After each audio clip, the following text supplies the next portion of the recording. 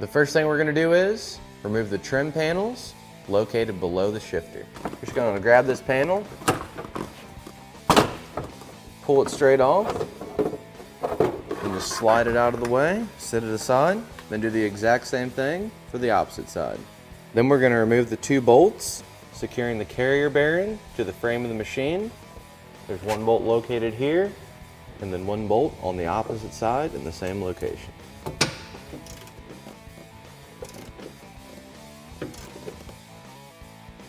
Next, we're going to be disconnecting the prop shaft from the front differential. We're going to go ahead and remove the front passenger side tire for ease of access.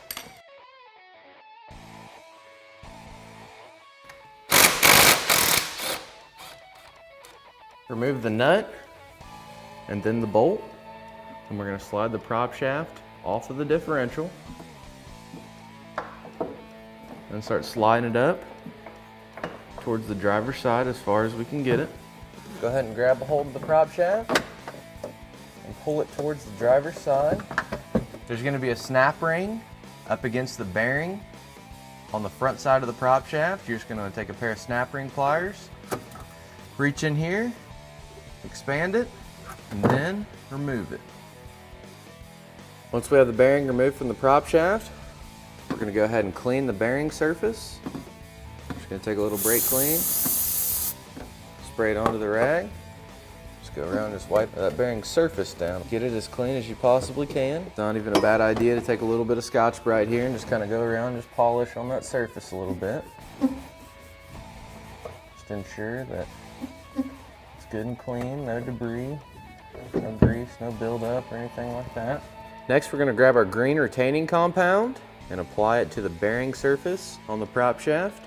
Just want to make sure that there's a good coat all the way around the whole entire bearing surface here. Then we're going to grab our carrier bearing, remove the 4 Allen headed screws, then remove the cap.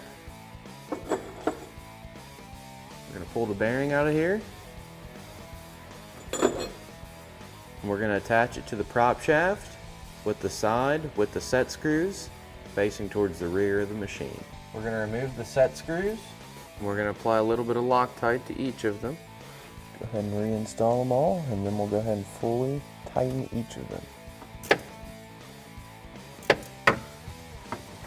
them. You'll just want to get these snug down pretty tight, but be careful not to strip them out because the threads are super small. And just go ahead and just wipe off any excess Loctite you may have. Get it all good and cleaned up. Make sure your bearing spins freely.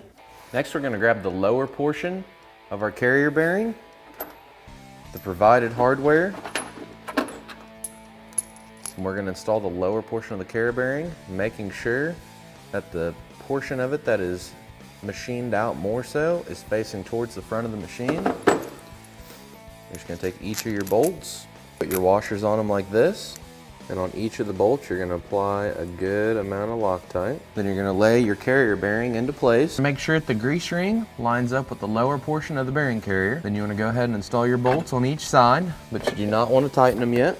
Once we have our rear prop shaft in place and in the lower portion of the carrier, we're going to go ahead and find our factory green lines on our prop shafts. There's one here. Well, on the front, there's one here. So we want to make sure that these are perfectly lined up whenever we slide the front prop shaft on. Then we're going to reattach the front prop shaft to the pinion shaft on the differential. Slide it right into place until the groove lines up. You want to head to the back of the machine. Make sure that the rear prop shaft has about this much gap between the prop shaft and the face of the transmission. Once it has that amount of gap, we're going to head back into the machine. And you'll just want to reinstall your bolt. Then go ahead and fully tighten the hardware. Next, we're going to take our provided locking collar and install it right here to the rear prop shaft. So you want to apply a little bit of Loctite. You just want to slide each side on individually. Get them to where they're lined up. And get one of your screws. Go ahead and get it started. One thing that's really important whenever you do put this lock collar on, there's a flat end of it and then a beveled end. You want to make sure that that beveled end is going towards the prop shaft. Once we have the screws started into the locking collar, we're going to go ahead and fully tighten them.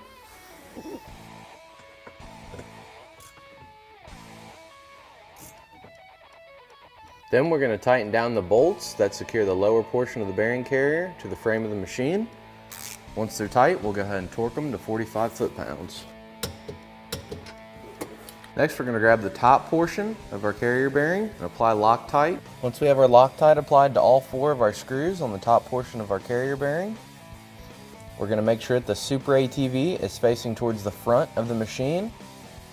We're going to slide this right on top. Once you have all 4 of your screws started in the top of the carrier bearing, we're going to go ahead and fully tighten all 4 in an X pattern.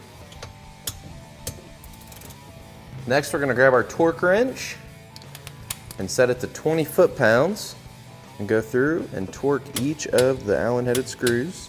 You'll just want to do the same exact thing for the opposite side. Next, we're going to take our grease gun and put 4 to 5 pumps of grease into our carrier bearing, making sure that it's accepting the grease. If it's not accepting the grease, you're going to have to pull the cap back off and make sure that the grease ring is lined up with the bearing carrier.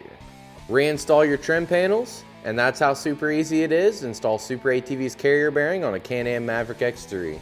For more information on this carrier bearing or any of SuperATV's great products, give us a call at 855-743-3427 or check us out online at superatv.com. Thanks for watching and have a great day.